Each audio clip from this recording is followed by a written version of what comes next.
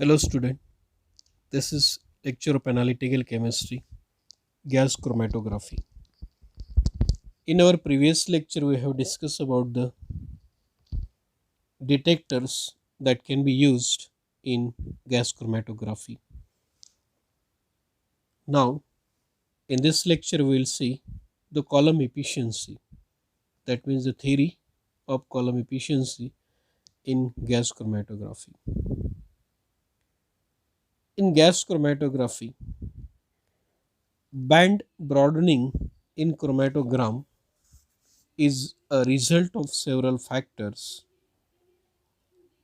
This factor can influence the efficiency of separation.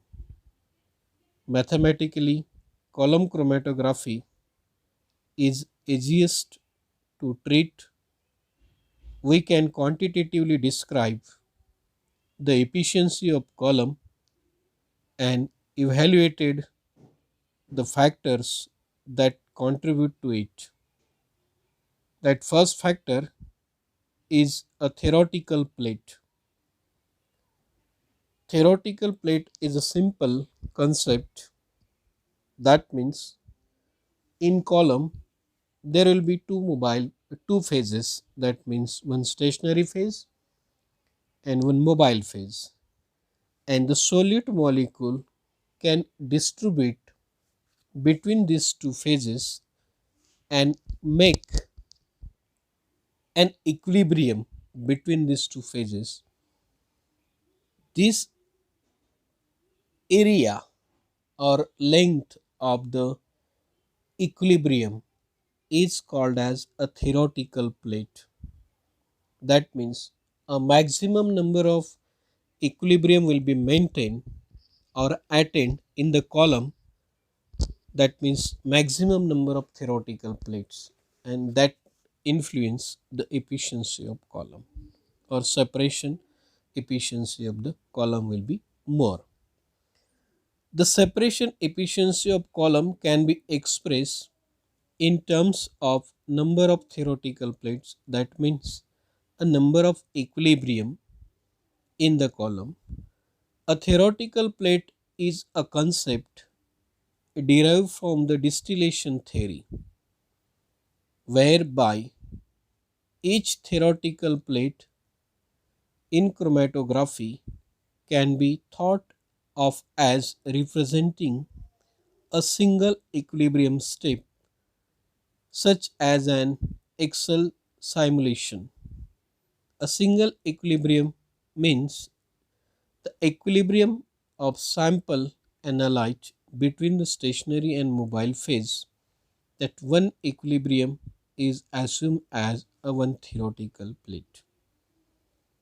They are measured the efficiency or resolving power of the column.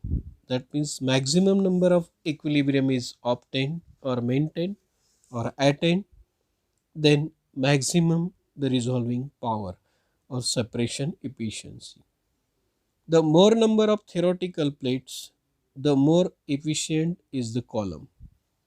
The plate height in terms of height equivalent theoretical plate, that means height of the equilibrium or area of the equilibrium is called as height equivalent theoretical plate, that shortly we called as HETP.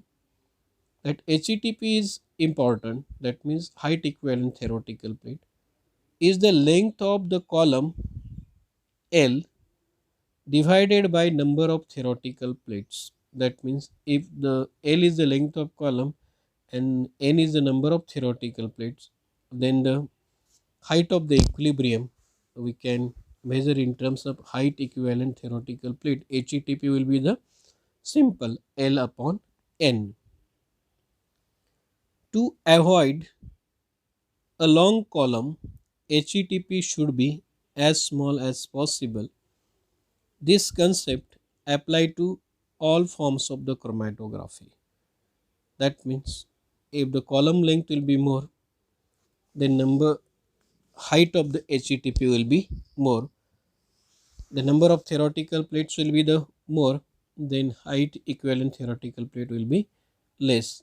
So this concept can be applicable for all types of column. The second theory for the separation efficiency is rate theory of chromatography. This theory was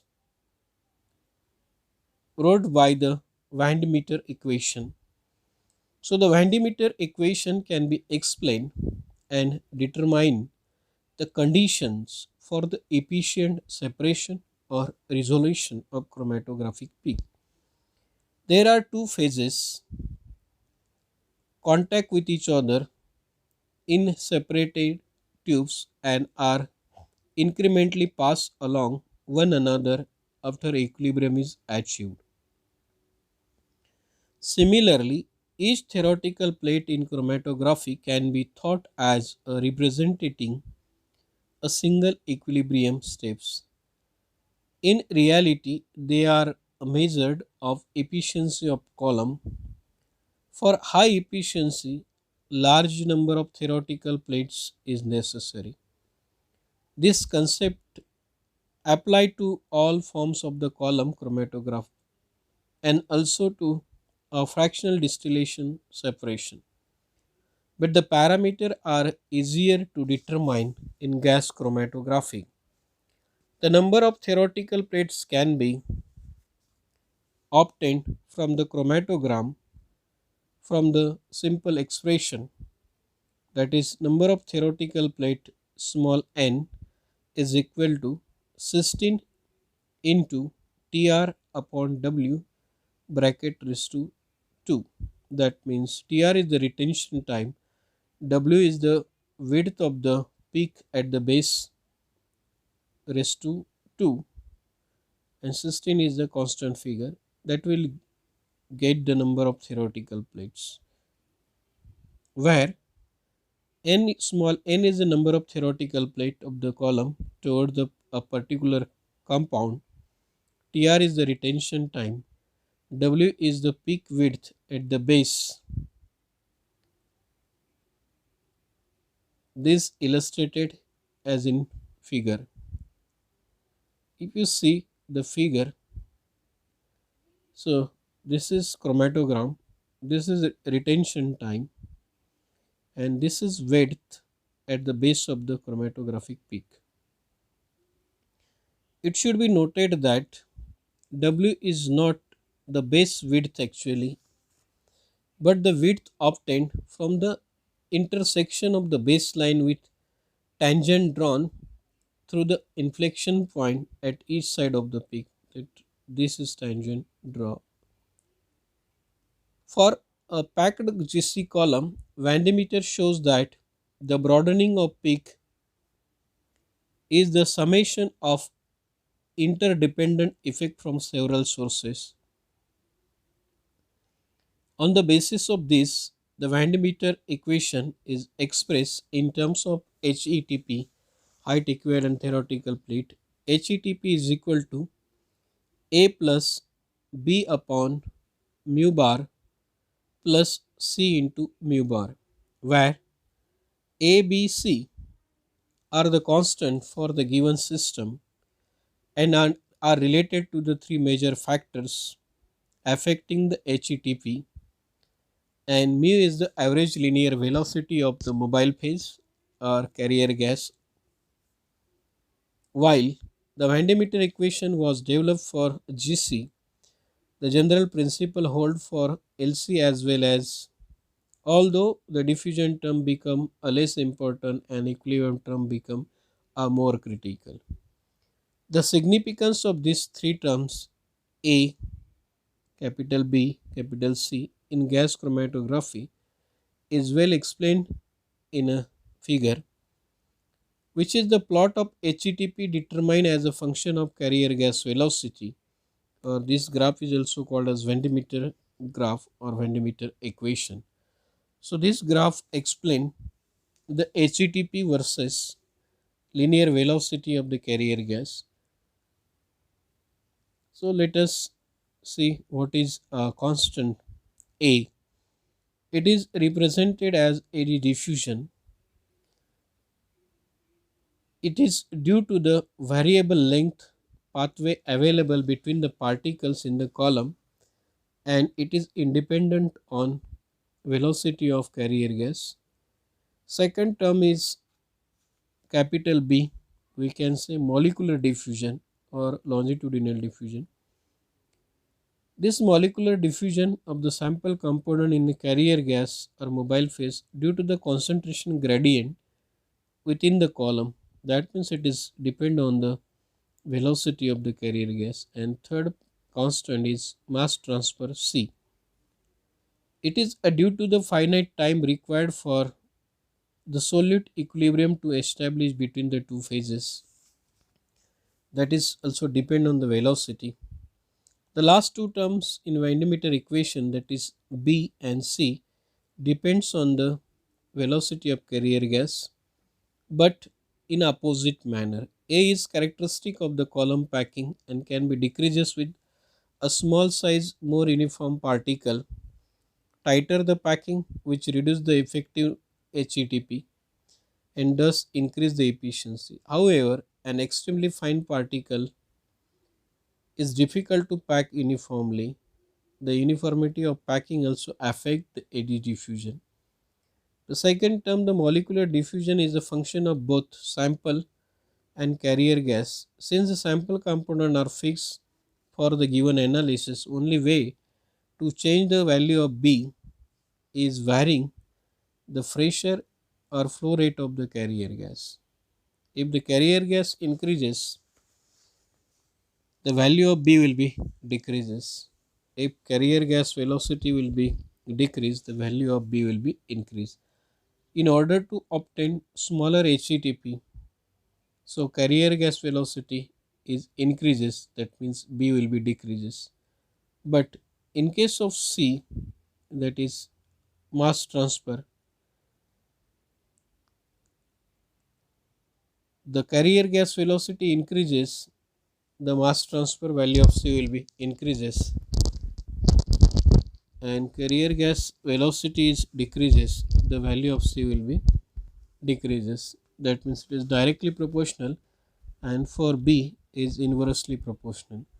So the condition must be adjusted to obtain a balance between value of B, that is molecular diffusion, and value of C, that is mass transfer. These three terms A, B, C are kept small as possible to give minimum value of HETP for the sample solute that is most difficult to elute. Van der Meter plot can give us a optimum condition for good chromatographic separation as shown in figure. That means it is this plot will give us the optimum condition. This is about the, see, if the velocity will be increases, this C value will be increases. If the velocity is decreases, this value will be increases. So in this way, this is about A. There will be no change on increasing the velocity. The A will be the constant. If we increase velocity, the value of B will be decreases. So HETP will be decreases. If we decrease the velocity, increase the velocity, what happen? The value of B will be decreases. That means HETP overall decreases.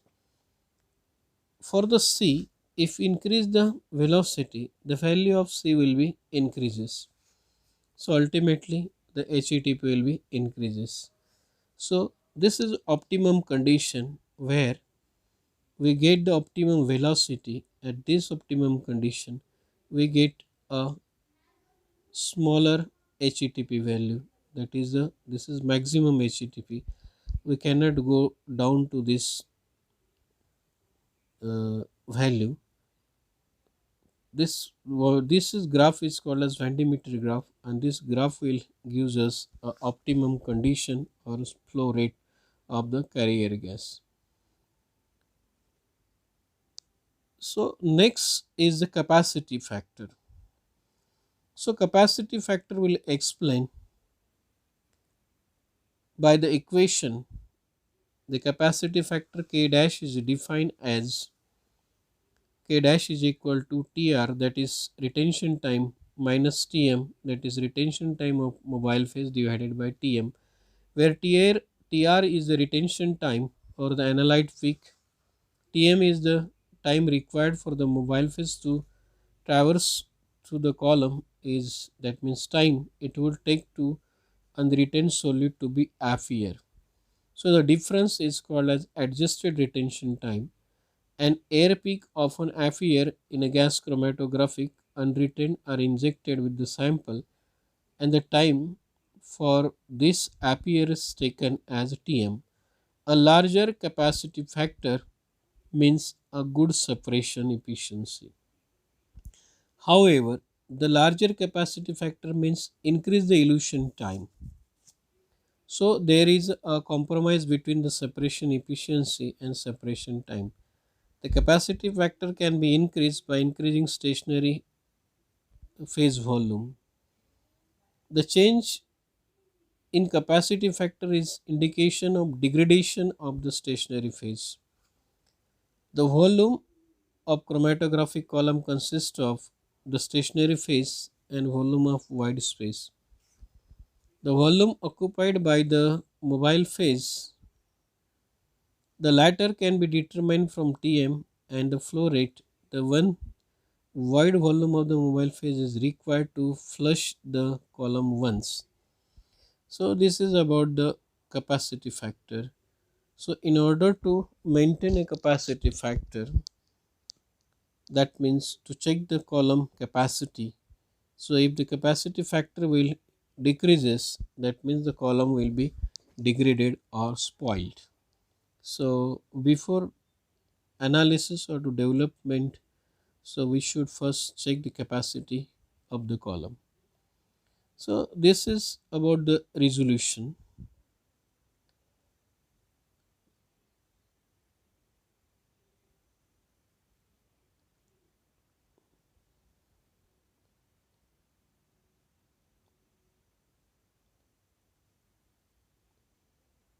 Last point, resolution. The resolution of two chromatographic peak is defined as resolution is equal to delta T of TR, that means the difference in the retention time, divided by W. So delta T is the difference in the retention time of the two peak, where W is the width of the peak, as is assumed to be the same for each.